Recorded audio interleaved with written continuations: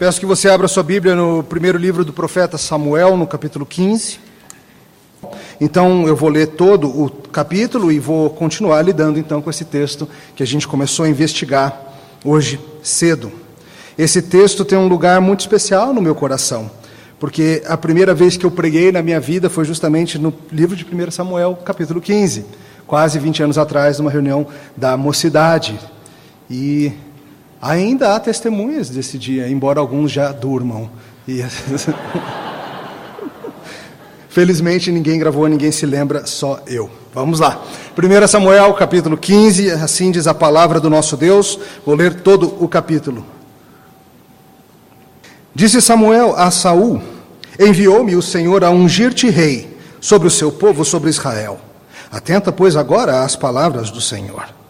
Assim diz o Senhor dos Exércitos: castigarei Amaleque pelo que fez a Israel, ter se oposto a Israel no caminho quando este subia do Egito. Vai, pois, agora e fere a Amaleque e destrói totalmente a tudo que tiver, e nada lhe poupes. Porém matarás homem e mulher, meninos e crianças de peito, bois e ovelhas, camelos e jumentos. Saul convocou o povo e os contou em Telaim, 200.000 homens de pé e 10.000 homens de Judá. Chegando, pois, Saul à cidade de Amaleque, pôs emboscadas no vale, e disse aos queneus: ide-vos, retirai-vos, saí do meio dos amalequitas, para que eu vos não destrua juntamente com eles, porque usastes de misericórdia para com todos os filhos de Israel, quando subiram do Egito. Assim os queneus se retiraram do meio dos amalequitas. Então feriu Saul os amalequitas, desde Avilá até chegar a Sur, que está defronte do Egito. Tomou vivo a Agag, rei dos amalequitas, porém a todo o povo destruiu a fio da espada. E Saul e o povo pouparam Agag, e o melhor das ovelhas e dos bois, e os animais gordos, e os cordeiros, e o melhor que havia, e não quiseram destruir totalmente. Porém toda coisa vil e desprezível destruíram. Então veio a palavra do Senhor a Samuel, dizendo: arrependo-me de haver constituído Saul rei, porquanto deixou de me seguir e não executou as minhas palavras. Então Samuel se contristou e toda a noite clamou ao Senhor. Madrugou Samuel para encontrar a Saul pela manhã e anunciou-se a aquele: já chegou Saul ao Carmelo, eis que levantou para si um monumento, e dando volta passou e desceu a Gilgal. Veio, pois, Samuel a Saul, e este lhe disse: bendito sejas tu do Senhor, executei as palavras do Senhor. Então disse Samuel: que balido, pois, de ovelhas é este nos meus ouvidos, e o mugido de bois que eu ouço? Respondeu Saul: de Amaleque os trouxeram, porque o povo poupou o melhor das ovelhas e dos bois para o sacrificar ao Senhor teu Deus. O resto, porém, destruímos totalmente. Então disse Samuel a Saul: espera, e te declararei o que o Senhor me disse esta noite. Respondeu-lhe Saul: fala. Prosseguiu Samuel: porventura, sendo tu pequeno aos teus olhos, não foste por cabeça das tribos de Israel, e não te ungiu o Senhor rei sobre ele? Enviou-te o Senhor a este caminho e disse: vai e destrói totalmente esses pecadores, os amalequitas, e peleja contra eles até exterminá-los. Por que, pois, não atentaste à voz do Senhor, mas te lançaste ao despojo e fizeste o que era mal aos olhos do Senhor? Então disse Saul a Samuel: pelo contrário, dei ouvidos à voz do Senhor, e segui o caminho pelo qual o Senhor me enviou, e trouxe a Agag, rei de Amaleque, e os amalequitas os destruí totalmente. Mas o povo tomou do despojo ovelhas e bois, o melhor do designado à destruição, para oferecer ao Senhor, teu Deus, em Gilgal. Porém Samuel disse: tem porventura o Senhor tanto prazer em holocaustos e sacrifícios, quanto em que se obedeça a sua palavra? Eis que obedecer é melhor do que o sacrificar, e o atender melhor do que a gordura de carneiros, porque a rebelião é como o pecado de feitiçaria, e a obstinação é como a idolatria e culto a ídolos no lar. Visto que rejeitaste a palavra do Senhor, ele também te rejeitou a ti, para que não sejas rei. Então disse Saul a Samuel: pequei, pois transgredi o mandamento do Senhor e as tuas palavras, porque temi o povo e dei ouvidos à sua voz. Agora, pois, te rogo, perdoa-me o meu pecado e volta comigo para que adore o Senhor. Porém Samuel disse a Saul: não tornarei contigo, visto que rejeitaste a palavra do Senhor, já ele te rejeitou a ti, para que não sejas rei sobre Israel. E virando-se Samuel para si, Saul o segurou pela orla do manto, e este se rasgou.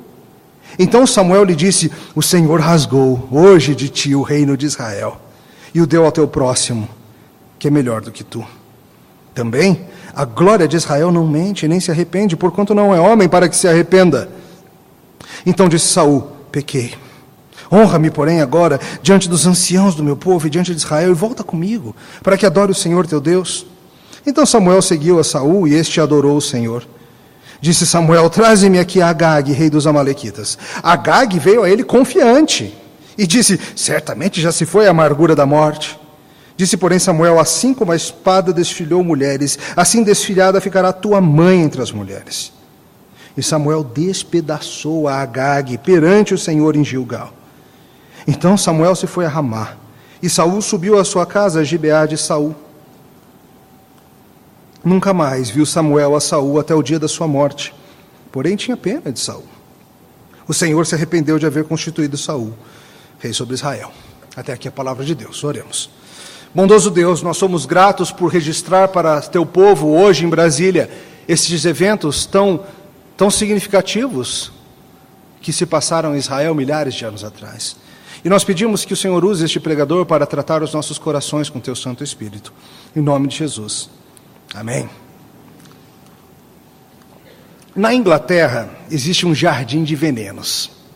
Sim, você ouviu certo. Um jardim de venenos aberto ao público, você pode ir lá visitar. Veja, eu não sei o preço para entrar, mas eu sei qual é o preço, caso você seja descuidado lá dentro. Fica em Northumberland, na cidade de Alnwick, lá no norte da Inglaterra, pertinho da fronteira com a Escócia. É um belo jardim que um duque já tinha desde os anos 1700 e pedrada, e que desde 2005 para cá, conta com uma seção curiosa. Uma seção fechada com um portão negro, com uma placa que diz: essas plantas podem matar. Uma seção de um jardim de venenos, com várias amostras de plantas venenosas, plantas narcóticas, seríssimos alertas: não toque nessas plantas, não cheire essas plantas. O lema é: venha para não cheirar as flores, essa é a ideia, e são mais de 100 delas. Alguns exemplos do que você encontra lá: você encontra, por exemplo, a Strixons nux vomica, de onde vem a estricnina. Embora um veneno menos letal que certos olhares, ela ainda assim é perigosíssima. Facilmente a estricnina causa vômitos e a sua boca vai começar a espumar e você vai ter espasmos violentos em todo o seu corpo. E aí você morre. Esse é o caminho da estricnina. Há um tal lírio do vale, por certo não o mesmo lírio do vale daquele hino que a gente gosta, mas um lírio do vale capaz de induzir o vômito, dor abdominal severa, lentidão cardíaca e visão distorcida por muitas horas, possivelmente fatal também. Lá tem uma amostra da Coniemacalutum, aquela que foi a fonte do famoso veneno que matou Sócrates. E assim vai. Vários desses venenos são capazes de matar de maneira agonizante. Terrível, terrível morte. Mas atenção, alguns desses venenos são capazes de matar após fazer a pessoa passar por um certo período de grande prazer e êxtase. Sim, capazes de causar euforia e prazerosas alucinações, inclusive alguns deles por um breve período, trazendo efeitos afrodisíacos e em seguida te levando à morte agonizante. Belo, mas letal. Desejável e atraente, mas letal. Impressionante, mas letal. Uma cabeça mais alta do que qualquer outro, mas letal em sua rebeldia. No final das contas, é isso que Saul está provando ser, não é verdade? Veneno. Belo, alto, impressionante, atraente, tudo o que nós gostaríamos de ter num rei. Mas é veneno, é um jardim de veneno. Saul é que nem a mentira do pecado e sua rebeldia. O pecado se apresenta para você e vai se apresentar nesta semana como algo belo e desejável. Mas eu estou te dizendo agora, é um jardim de venenos. Todas as vezes que você quebra a lei do Senhor, todas as vezes que você falha em obedecer ao que Deus diz, você está pegando uma dessas plantas venenosas e tentando extrair dela alguns momentos de prazer. Deus justamente se ira contra quebradores da lei, e nós precisamos de ajuda. Hoje de manhã nós começamos a lidar com esse texto e falamos sobre o fato de que Deus olha a humanidade e se ira contra a humanidade. E agora nós veremos o final da história, a ideia bíblica maravilhosa que nós temos aqui, de que o arrependimento vai nos levar à salvação, mas a dureza do coração levará à perdição. Esse é o resumo. O arrependimento nos leva à salvação, mas a dureza de coração leva-nos à perdição. Vamos ver isso em duas partes. Primeira coisa para a gente investigar hoje de noite é que o Senhor se ira com o pecado.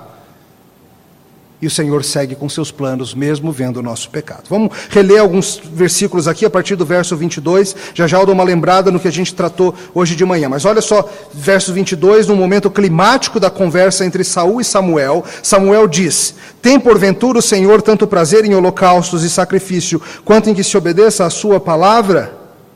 Eis que o melhor é obedecer do que o sacrificar, e o atender melhor do que a gordura de carneiros. Porque a rebelião é como o pecado de feitiçaria, a obstinação é como a idolatria e culto a ídolos do lar. Visto que rejeitastes a palavra do Senhor, ele também te rejeitou a ti, para que não sejas rei. Vamos lembrar rapidamente o que a gente viu hoje de manhã. Hoje nós começamos a tratar deste assunto e investigamos os eventos da batalha de Israel contra os amalequitas. Falamos bastante na razão dessa briga, o que Deus chama Israel para fazer.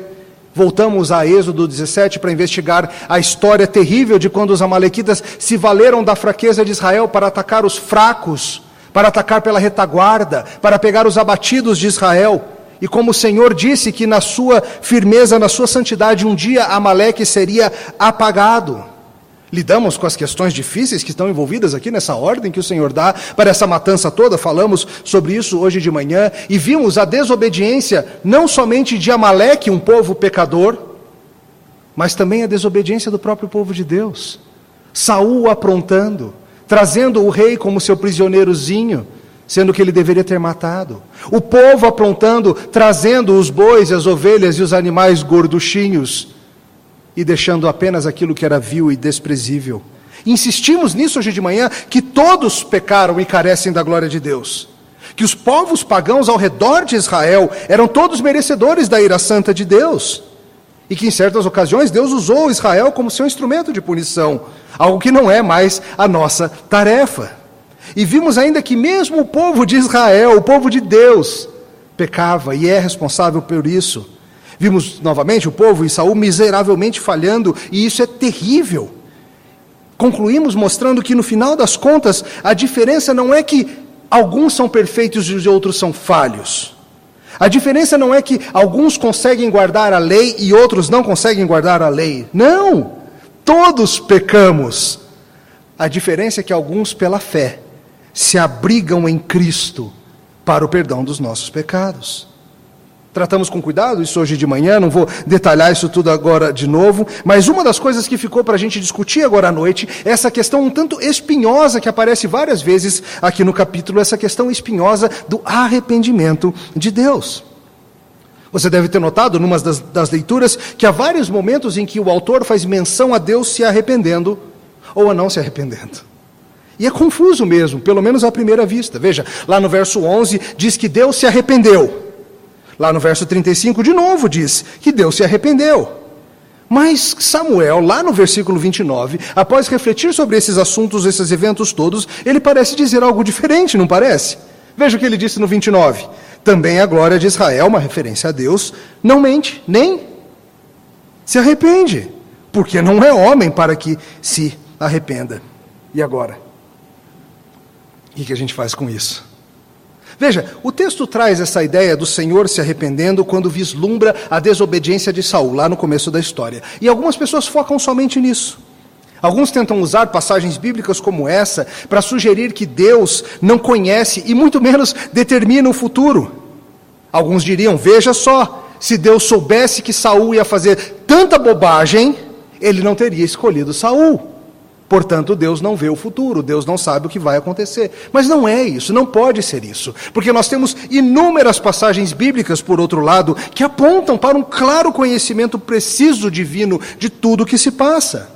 O próprio Senhor Jesus Cristo demonstra esse tipo de conhecimento em certas ocasiões, sabendo o que se passava no coração dos homens. Agora, mais do que um mero conhecimento dos fatos da história, a Bíblia fala muitas vezes que Deus tem um tipo de soberania tal que Ele dita os rumos da história. Desde o surgimento e queda de impérios, o Senhor inclina o coração dos reis para onde Ele deseja, até numerar os fios de cabelo da tua cabecinha, até cuidar das aves que voam por aí. Nada passa fora do controle do nosso Deus. Tá, mas então como é que a gente entende essa questão desse arrependimento? Veja, há algumas coisas a compreender, vamos lidar com elas. A Bíblia fala, para começar, em muitos lugares a Bíblia utiliza o que a gente chama de uma linguagem de acomodação. Uma forma de tentar traduzir em termos humanos o que se passa naquele ser que é infinitamente mais do que nós, seres humanos. Isso fica bastante óbvio, por exemplo, em passagens que falam sobre os olhos de Deus, que falam sobre os braços de Deus. Deus é espírito, Deus não tem braços físicos. Bem, o Filho hoje tem por causa da encarnação, mas não é disso que eu estou falando. E a gente entende que quando fala sobre os olhos de Deus estarem sobre toda a terra, não está falando que Deus tem olhos gigantescos de 30 metros de altura, que estão em algum lugar aí no céu olhando tudo o que se passa. A gente sabe, Ele é espírito, Ele não tem olhos. Então, para começar, ao trazer essas informações, o autor está traduzindo para a nossa mente finita algo sobre o que se passa no coração do próprio Deus.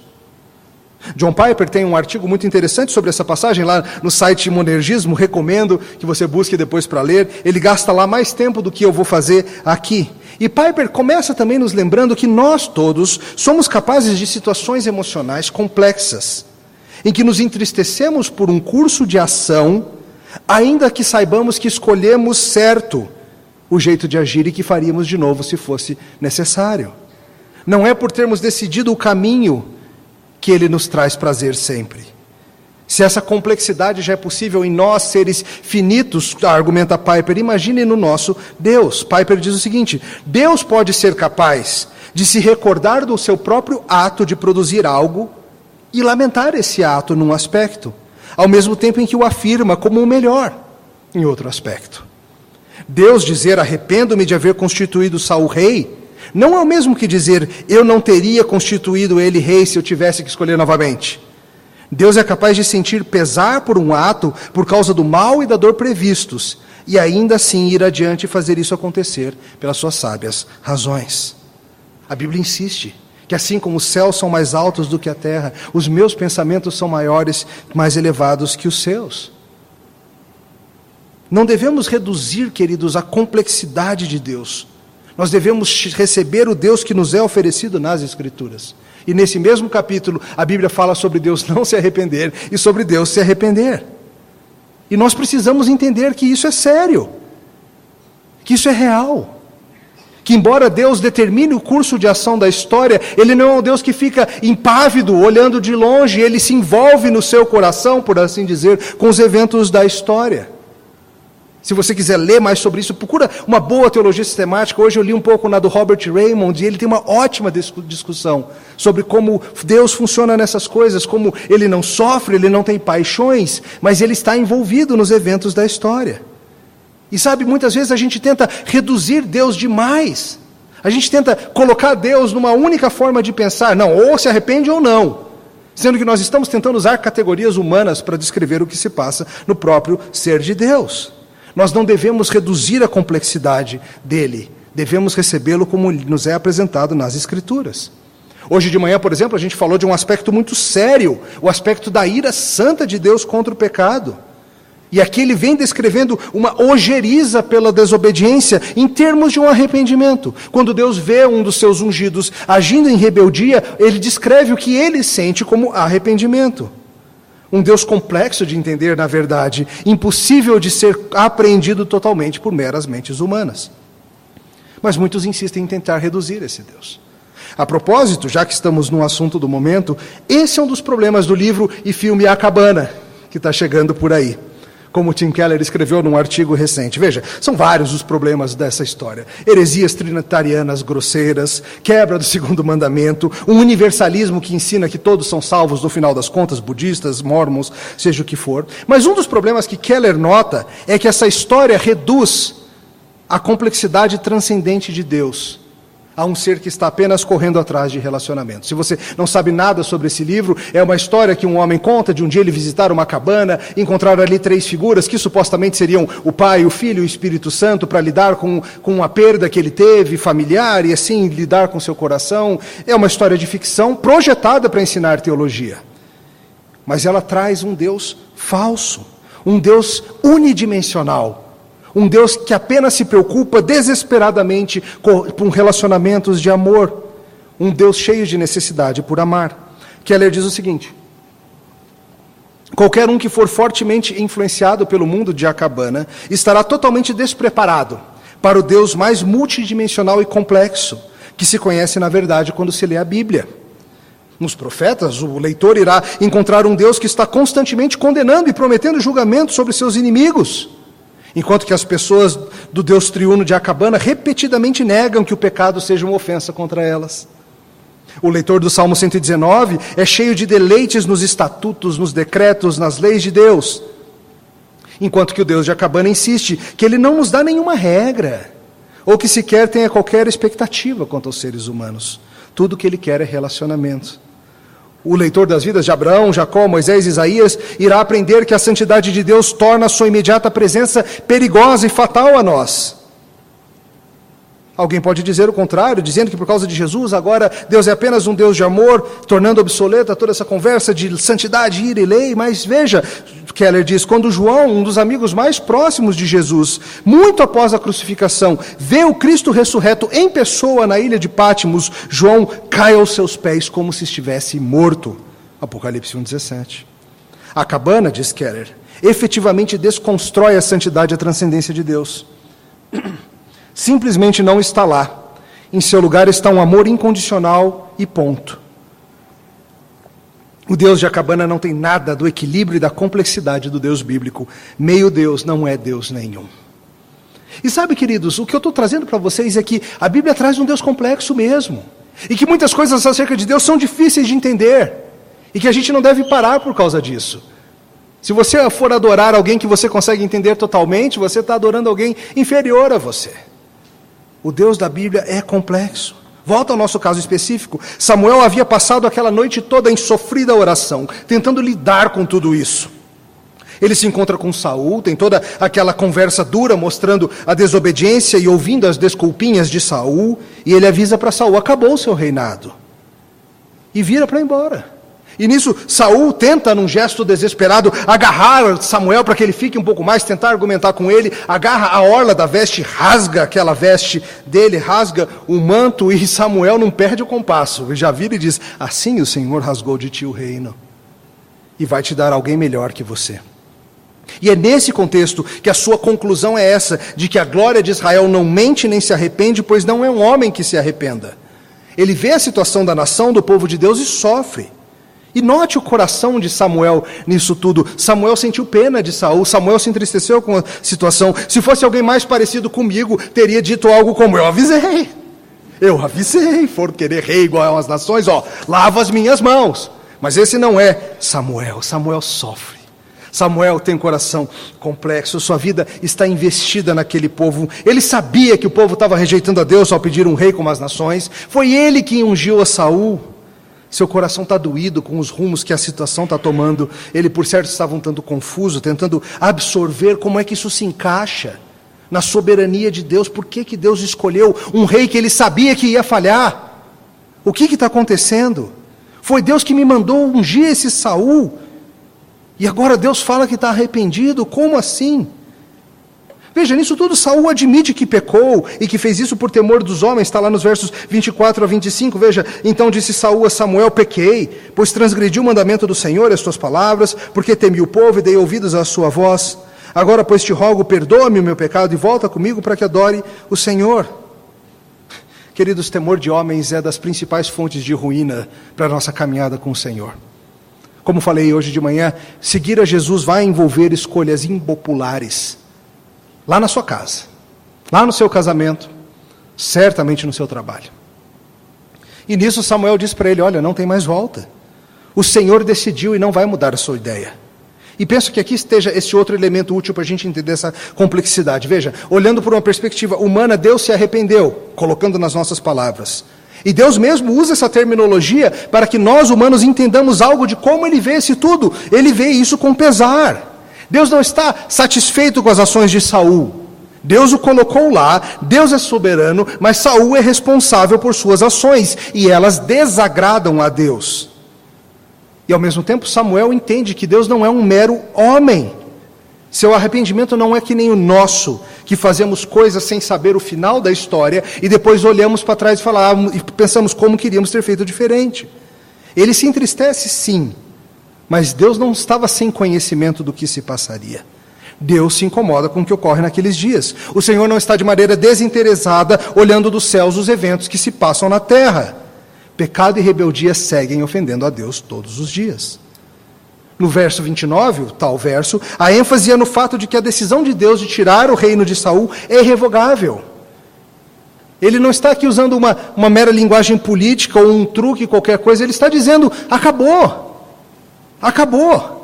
E as duas coisas são verdade. Não quero diminuir a dificuldade da grandeza de Deus. Seus propósitos não podem ser modificados. E ao mesmo tempo ele está envolvido, ele se entristece e se ira com o pecado. Como Piper diz mais uma vez, ele não é homem para sentir arrependimento do jeito que os homens sentem. Ele sente do seu modo. O modo como se sente arrependimento quando se é onisciente, se conhece todo o futuro perfeitamente. A experiência é real, mas não é como nós, seres humanos finitos, a vivenciamos. Tá bom, Saul perdeu. Sua desobediência acabou com sua esperança. E se essa desobediência, se essa meia obediência que ele traz não agrada a Deus, o que agrada? Afinal, nós tentamos que nem ele. Às vezes a gente acerta em 90% das coisas que nem ele. Às vezes a gente acerta até mais do que isso. Talvez você seja reconhecido na sua casa, na sua família, como uma pessoa moral, uma pessoa honesta, uma pessoa que leva a vida a sério, uma pessoa que de fato ama os caminhos do Senhor. Mas se você tropeça em um ponto da lei, meu caro, você tropeça nela toda. E isso é pecado, isso é rebeldia, isso é uma má ideia, isso desagrada ao Senhor, isso merece punição. Nós todos desobedecemos a lei de Deus, Ele se ira contra o que vê. Como é que a gente vai sair dessa? Segundo ponto, o Senhor quer o coração, e não meras ações externas. Versos 22 e 23 mostram isso. A gente já leu, mas veja de novo. Tem porventura o Senhor tanto prazer em holocaustos e sacrifícios, quanto em que se obedeça a sua palavra. Eis que o obedecer é melhor do que o sacrificar, e o atender melhor do que a gordura de carneiros. Porque a rebelião é como o pecado da feitiçaria. Obstinação é como a idolatria e cultos a ídolo do lar. O que Deus deseja de nós? Veja, é claro, o Senhor deseja que nós obedeçamos a sua lei. Mas uma vez que nós somos incapazes de fazer isso, o que Deus espera de nós? Se Ele dá para a gente uma regra que a gente não tem como seguir, o que Ele espera de nós? Ele espera de você, meu caro, obediência de coração. Ele espera de você algo diferente do que a gente vê em Saul. Ele espera que você se arrependa e creia nele. Veja, é fácil, relativamente fácil, apresentarmos atos externos que aparentem piedade. É relativamente fácil se disfarçar de crente, você sabe disso. A gente tem um linguajarzinho próprio, não tem? Basta você vir aqui 1 ou 2 vezes por semana. Basta você não aprontar muito nas redes sociais. Basta você não ser pego nas suas aprontadas por aí, que você disfarça. Você, como Saul, é capaz de uma obediência externa, de parecer algo bom. Mas o problema, meu caro, é que o Senhor vê o coração e isso é sério. E Ele insiste aqui com Saul, quando Saul fica com essa história. Mas eu trouxe os bois, foi para te sacrificar, foi para sacrificar a Deus. E ele fala assim, meu caro, você acha que o que Deus está mais preocupado é com os sacrifícios? É com a gordura queimada? Aquilo que Deus quer é teu coração. É a obediência, é teu coração. Esse tema é muito importante nas Escrituras. Ele aparece no Salmo 40, que nós lemos no começo. Ele aparece lá em Hebreus 10, que nós lemos durante o nosso culto. Ele aparece em vários lugares.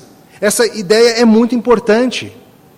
Você pode ser capaz de enganar muita gente, mas o Senhor vê o coração. Talvez muita gente em Israel naqueles dias ficasse impressionado com a piedade de Saul.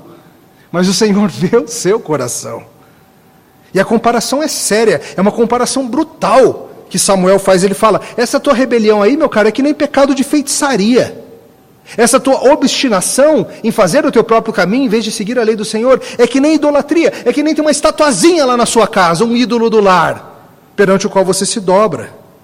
E parece um pouco de exagero, né? Falar assim, puxa vida, ele desobedece, aí Samuel já fala que isso aqui nem feitiçaria, tá? O rei não vai se envolver com feitiçaria, né? Guarda essa ideia, vamos ver onde esse rei vai chegar daqui a um tempo. Ao desobedecer, ele está agindo que nem um rebelde. Na sua arrogância, ele é um idólatra. Ser rebelde contra Deus é tão sério quanto ser um feiticeiro envolvido em magia negra. É tão ruim quanto, é isso que ele está dizendo. É muito fácil para nós, que estamos aqui na igreja, muitas vezes olhar para fora e ver, e pensar, que povo perverso, metidos com toda sorte de magia, toda sorte de superstição, de crendice, de idolatria. Meu querido, se você nega ou falha em sua obediência à lei de Deus, em um ponto que seja, você é tão mal quanto. Sua situação tampouco é favorável. Você pode estar em tese adorando ao Senhor, mas estar prestando um culto falso, fazendo algo ofensivo a Deus. De novo, idólatra não é apenas aquele que tem uma estatuazinha que se dobra diante dela na sua casa, num templo pagão, numa floresta perdida por aí, numa mata tropical, seja o que for. Pode ser que você levante e venha à igreja todo domingo, e levante na hora que eu peço para levantar, e cante com vontade na hora que eu peço para cantar, e ore, mas que o seu coração esteja longe do Senhor. De novo, Deus quer seu coração, tá?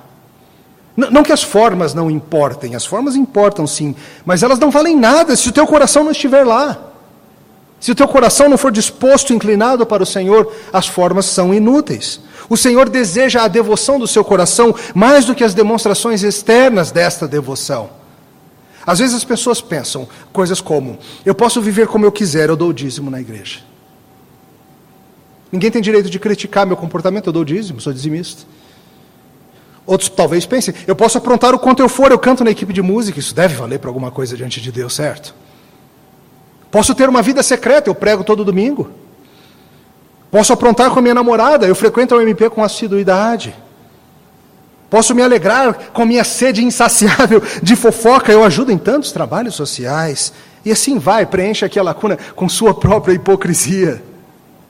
Deus se alegra conosco quando obedecemos de coração. Isso é adoração. Mais que atos extravagantes que façamos de vez em quando para justificar nossa distância do Senhor. Alguns pensam ainda muito assim, vou aprontar muito nessas férias, mas na volta eu faço uma peregrinação, vou a um lugar santo e compenso. Ou então talvez você pense, hoje você tenha falado assim, sabe de uma coisa? Acho que eu vou dar um pouquinho mais hoje nas minhas ofertas, porque essa semana eu aprontei, né? Então, vou dar uma compensada aqui para Deus se agradar de mim. Como alguns pensam, já que vai ter a quaresma, meto bronca no carnaval. Essa é a ideia. Essa é a ideia. Sabe o que é isso? É você achando que pode usar os venenos do jardim. Você acha que sabe qual é a dosagem que você pode consumir e que não seja letal. Você até está disposto a lidar com alguns dos efeitos colaterais por causa do prazer que ele te proporciona. Você acha que pode ficar brincando com veneno no jardim, né? Seu louco, esta noite pedirão a tua alma. Esta noite pode ser a tua última. Veja, nós facilmente somos capazes de tratar veneno como se fosse algo bom. Nós todos aprendemos isso. Nós fomos ensinados pela sociedade machista, nós somos ensinados talvez pela nossa família, nós somos ensinados pelo diabo, nós somos ensinados pela nossa própria carne. Nós somos capazes de pegar situações e tentar mudar o nome daquele veneno em algo bom e fingir que não tem veneno no sistema. São inúmeros os exemplos, escolhi um aqui do nosso cancioneiro popular e facilmente nós focamos na beleza e sem considerar algo que é tão letal. Esses dias estava ouvindo uma música da Marisa Monte, num dos seus últimos discos, uma música dessas que tem uma melodia lindíssima, e você sabe, trata-se de uma grande cantora, com uma qualidade musical fabulosa, a música se chama Depois, conhece? Se eu fosse desses pregadores ousados, que cantarolam em pleno sermão, você reconheceria qual é. Talvez você tenha ouvido e achado linda e nunca tenha pensado na letra, eu não sei dizer se tem ali um elemento de autobiografia da Marisa, mas ela retrata na letra um casal que se separa e a alegria que vem da separação. E é tão triste o contraste da beleza musical com a tristeza do que está sendo dito, que é uma planta linda destilando veneno. É uma letra que me faz pensar nisso, no Jardim de Venenos. Deixa eu ler para vocês. A música diz, é uma mulher cantando para o seu ex-marido. Ela diz o seguinte: depois de sonhar tantos anos, de fazer tantos planos de um futuro para nós, depois de tantos desenganos, nós nos abandonamos, como tantos casais. Quero que você seja feliz, hei de ser feliz também. Depois de varar madrugada esperando por nada, de arrastar-me no chão em vão, tu viraste-me as costas, não me deu as respostas que eu preciso escutar. Quero que você seja melhor, hei de ser melhor também. Nós dois já tivemos momentos, mas passou nosso tempo. Não podemos negar, foi bom. Nós fizemos histórias para ficar na memória e nos acompanhar. Quero que você viva sem mim, eu vou conseguir também. Depois de aceitarmos os fatos, vou trocar seus retratos pelo de um outro alguém, meu bem. Vamos ter liberdade para amar à vontade, sem trair mais ninguém. Quero que você seja feliz, hei de ser feliz também, depois. Percebe? Um misto de um saudosismo, um misto de um reconhecimento que houve um tempo bom, mas algo que é venenoso. Algo que promete que você vai ter o alívio que você busca, que você vai ter a liberdade para dormir com quem você quiser, que esse é o caminho de você se livrar das dores. Veja, queridos, esse é só um exemplo de como a nossa cultura popular está tão entranhada com o veneno do jardim. Com a ideia de que você pode buscar, na alegria de certas coisas, o alívio para as dores do teu coração. Mas eu te chamo hoje a perceber o veneno que há em ti. Perceber o veneno é a única coisa que te vai levar ao arrependimento. Devemos buscar o arrependimento ao percebermos que pecamos. Quando você perceber que do teu coração sai veneno, quando você perceber que como Saul você apronta, que como Saul você não cumpre a lei toda, que como Saul você ainda arruma desculpas piedosas para a tua violação da lei, é hora de se arrepender. Mas arrependimento não é o que Saul traz. O que Saul faz nessa conversa que ele tem com Samuel é um mero pedido para mudar a situação. Ele fala, eu pequei, mas não é um arrependimento verdadeiro. Sabe como é que eu sei disso? Porque a Bíblia toda insiste que Deus não resiste a um coração que seja de fato contrito. Ele parece estar muito mais preocupado com Samuel. Nos versos 24 e 25, ele parece reconhecer que pecou, mas é muito mais, parece um de boca para fora. Talvez preocupado é com perder o seu reino. Talvez preocupado apenas com as consequências do seu pecado e não com o pecado em si, como ele ofende a Deus. Talvez pareça duro para você o fato de que o Senhor nega outra chance para ele. Mas lembre-se, a Bíblia afirma que Deus perdoa o coração arrependido. Que Deus perdoa o coração arrependido. Mas veja as palavras de Saul, a sua maior preocupação é com a sua própria honra. Depois de Samuel falar tudo isso, ele continua insistindo, vamos comigo lá adorar, né? Vai ficar chato se eu for sozinho, vem comigo. Ele não está preocupado com o Deus ofendido. Saul não parece a figura bíblica de alguém arrependido, parece muito mais com Judas do que com Pedro. Davi, quando reconhece o seu pecado, rasga o coração. E embora tivesse pecado contra outros seres humanos, como Batseba e seu marido Urias, ele entende plenamente que o seu pecado foi uma ofensa contra o Senhor, e que por isso ele é odioso. E veja, arrependimento é diferente de dar desculpas, e é isso que Saul faz. Ele havia dado desculpas naquela outra ocasião, quando ele estava em aperto pela chegada dos filisteus e sacrificou, desobedecendo a Deus, tratamos isso outro dia. Lá, lembra das justificativas dele? Ele falou que pecou porque Samuel demorou, porque os filisteus se aproximavam, porque o povo estava fugindo. E aqui, mais uma vez, ele fica justificando suas ações e jogando a culpa em todo mundo. Foi o povo que trouxe, eu só trouxe Agag. E mais, o povo trouxe foi para adorar o Senhor. Meu irmão, isso não é arrependimento. E eu te chamo hoje a parar com as desculpas. A parar de culpar o seu comportamento na tua criação familiar, na sociedade machista, nas tentações da sua carne, nas oportunidades ou nas faltas de oportunidades que você teve. Para. Esse é o caminho de Saul. E o caminho de Saul não acaba bem. Dá tempo ainda de você vir para o caminho de Davi, para o caminho de Pedro, para o caminho de todos aqueles que se arrependem, parar de culpar as circunstâncias e reconhecer quem você é. Reconhecer o veneno. Parar de fingir que não é. Rick Phillips, no seu livro, no seu comentário, nota muito bem que Saul se aparenta muito bem com aquela descrição tenebrosa que nós vemos lá em Hebreus capítulo 6, da apostasia. Um homem que foi iluminado, que presenciou a luz, mas escolheu as trevas. Um homem que havia se tornado participante do Espírito Santo. Lembre-se, o Espírito Santo veio sobre ele. Ele havia provado da boa palavra de Deus, mas ele havia desobedecido. Ele havia provado algo dos poderes do mundo vindouro, mas sem se arrepender. Queridos, nós estamos em apuros se o nosso rei é como esse. Samuel manda trazer Agag. Samuel vai com ele, por piedade, vai lá e fala, vem Agag, tragam Agag. E você viu que Agag vem bem tranquilo, achando, a essa altura já passou o pior, né? No calor da batalha alguém podia até me matar, mas agora sou um prisioneiro.